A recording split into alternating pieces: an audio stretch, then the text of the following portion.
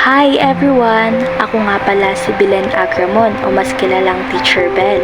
Currently a student intern from National Teachers College, taking up Bachelor of Elementary Education. Grabe, ang bilis ng panahon no? Parang dati lang nangangarap pa lang akong tumayo sa harap ng klase. And now, here I am actually living it. So for this semester, naka-assign ako sa Jose Rizal Elementary School. And I'll be handling students from grade 1 sa subject na mathematics, makabansa, GMRC, reading literacy, and language. Honestly, mixed emotion talaga. Excited, nervous, hopefully lahat na. Let's talk about my teaching philosophy. For me, teaching isn't just about delivering lessons or quizzes. It's about connection, building trust, making students feel safe, and helping them discover not just academic stuff, but also who they are and what they can be. I want to be the kind of a teacher na hindi lang tinatandaan ng students, kundi talagang may impact sa buhay nila kahit sa simpleng paraan. This semester, my goals are pretty straightforward. First, gusto kong maasa sa classroom management kasi let's be real, minsan mas challenging pa ang behavior kaysa sa lesson itself. Second, I want to be more confident na in planning and delivering student-centered lessons. And third, I want to find my voice and style as a teacher. Kung ako pa rin pero effective. Some specific teaching skills na gusto kong i-develop, yung marunong mag-differentiate ng activities para sa iba't ibang learners. Better classroom strategies na engaging pero hindi nakaka-drain sa students. At syempre, paggamit ng technology sa klase in a fun but purposeful way. Pero syempre, hindi mawawala yung concerns. I'm worried na baka di ko agad ma-handle ang unexpected situations. Or na baka may times na mag-doubt ako sa sarili ko. Pero at the same time, ang dami ko ring hopes. I hope to build real connection with my students. I hope I grow every day. I hope I learn from every mistake and celebrate every small win. This internship isn't just a requirement for me. It's a chance. A chance to be discovered what kind of teacher I really want to be. And kahit na hindi madali, I'm ready to face it. One class, one lesson, and one student at a time. It feels so surreal na nandito na tayo sa huling bahagi ng internship journey na to. Parang kailan lang, I was recording my first entry. Full of mixed emotion. Excitement, kaba, hope, fear. Ngayon, I'm ending this chapter with a full heart. Countless lessons and a stronger version of myself.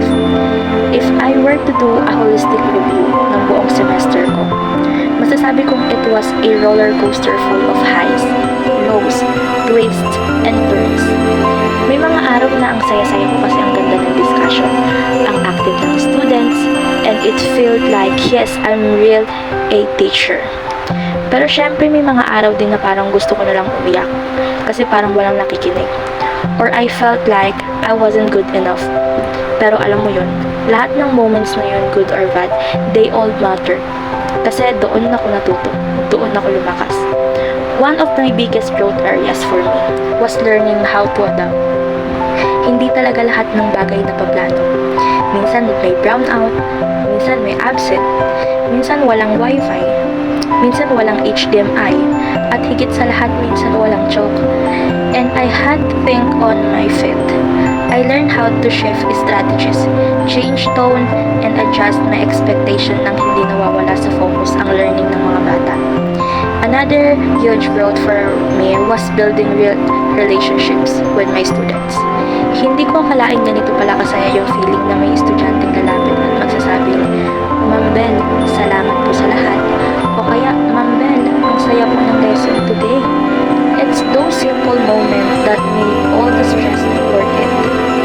When I look back at my initial teaching philosophy, I said I wanted to be a student-centered teacher, someone who makes learning fun and meaningful.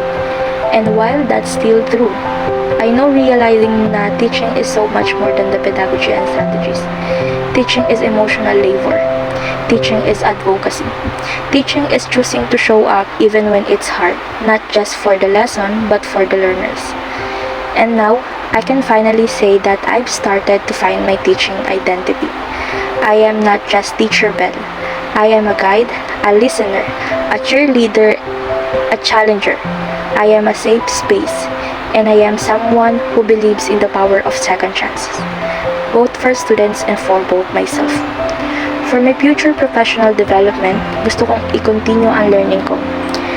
I plan to attend trainings, explore more on differentiated instruction, and improve my assessment strategies. And most of all, I want to keep reflecting kasi growth never stops. This internship taught me more than I expected, not just about teaching, but about myself. And for that, I'll always be grateful.